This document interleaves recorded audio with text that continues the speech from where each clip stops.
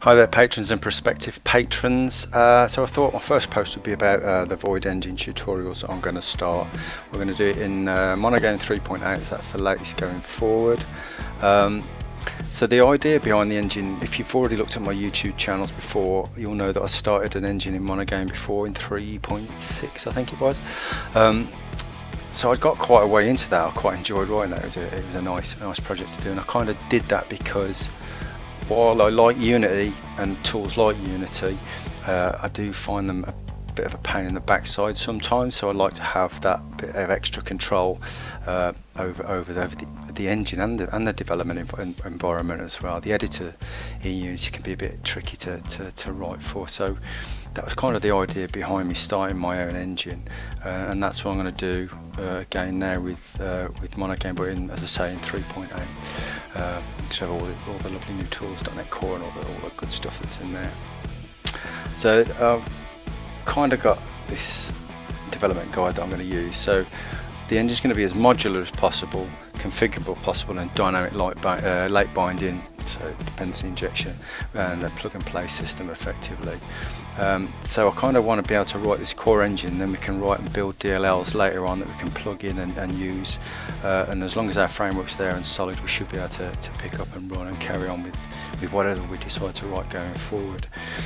So as I say, I'm going to try and take the best of the bits from the stuff that I've used in the past, so XNA and Unity, so we'll have a nice editor for it as well. In fact, I can probably show you what I was, or where I was up to with my editor before. There's loads of bugs in this, so if it crashes, be warned. Yeah.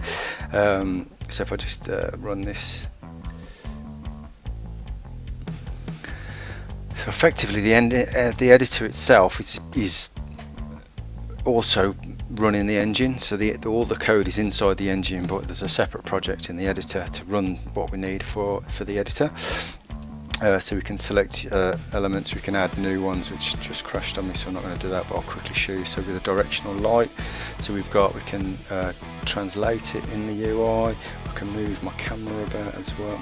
It's my editor camera, obviously not the scene camera. That there in the middle is the scene camera. So like with all objects, we're going to have a transform that sits on it, just like in Unity. We're going to create that same sort of mechanism within MonoGame, but we can also rotate this object as well. So with that light there, if I hopefully grab the red bit and so you can see we're rotating it in the editor and not just having to constantly make code changes, do a save, upload. We've got Oren Naylor skybox as well, which is nice. It looks pretty cool. But obviously we'll be able to create and write our new different skyboxes, procedural skyboxes, whatever we want to do with it really, and just plug them in. And configurable as well, because you don't just want to be writing DLLs and just dropping them in. It picks them up and runs with them. We want to know when and where and how we want to use those assemblies as well. But yeah, and so we can build and run our projects, do a full build, be able to drop assets directly into the project, have them. I'm going to get them to be built within the editor, ready for you to run your MonoGame project as well. So there's going to be a lot of good stuff in there. So the plan features obviously scene management, which goes hand in hand with the editor, but it kind of also changes the way you write your MonoGame games or applications, because you're not now just bolting stuff directly into the game class or having to write a manager to run whatever you want to run. The scene management system will do everything for you. You'll even be able to choose whether you're running forward render pipeline, deferred render pipeline, and again, because we're going to try and make this as plug and play as possible, you can write your own lighting pipelines if you want to inject them in after the engine's built. It's going to be C# scripting. At the moment it doesn't support Roslyn, it's just because I haven't touched that yet, but again, that's something we can plug in later on. Unity like coroutines, so we've got a coroutines mechanism in there. Forward deferred lighting, post processing, which if you've looked at my samples, we're going to pretty much use that same framework there. The UI framework, which you've just seen in the in the UI editor there, in the editor, obviously an editor. Skin mesh animations and animation blending, which I haven't touched on yet within MonoGame, but I'm looking forward to doing that as well. Physics, I'm actually going to write my own physics engine, but hopefully, because we're going to write it in such a way, we can plug in any whatever physics system we're going to use. Hopefully that's the intention, but I'm hoping to have an underlying physics engine that we can use as a core going forward, and also networking as well. So yeah, it's quite it's going to be big. There's going to be a lot of posts to do it. So the tutorial timeline, I think it's going to go like, obviously not set in concrete or anything, it's obviously project setup, creating our transform class, which will be our base class for that will be inside most things that get rendered. Let me just pause. So my dog had come storming into the room, sorry about that. So back to where I was. So not setting kind of concrete, so this is kind of how I think the tutorial is going to go.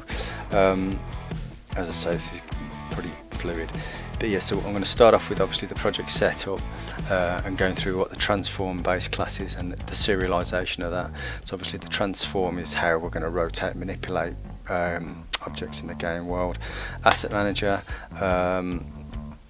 the base game window, because obviously we're not going to use the we'll derive from the MonoGame game class, but we'll create our own base game class that we can then use to drive the engine forward effectively.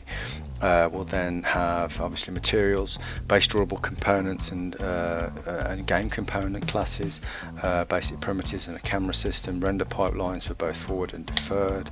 We'll go through then the C# scripting, audio, like an audio manager, scene and scene management, which is incredibly important, and we can't really do the editor until we've got the scene and scene management up and running. And I think once we get into the editor, then we'll start really building a pretty cool tool. So yeah, that's pretty much it. That's my thoughts on it at the moment. Obviously, if you've got any input, whether you're a patron or not, feel free to respond to this either on the YouTube channel if that's where you're watching it, if not on my Patreon channel page, which you'll get the link to obviously down there if you're on YouTube, because we're there. If not, you're actually watching it on my channel. Yeah, that's it, guys. I think that's covered what I'm going to try and do with the Void engine. Fingers crossed there's no namespace clashes with another engine that's out there somewhere. I was going to call it Void Star, harping back to my old C and C++ days, which I haven't done since 2005, 4 probably. But anyway, so that's by the by. Yeah, so that's my plans for the Void engine. See you guys, have a good one.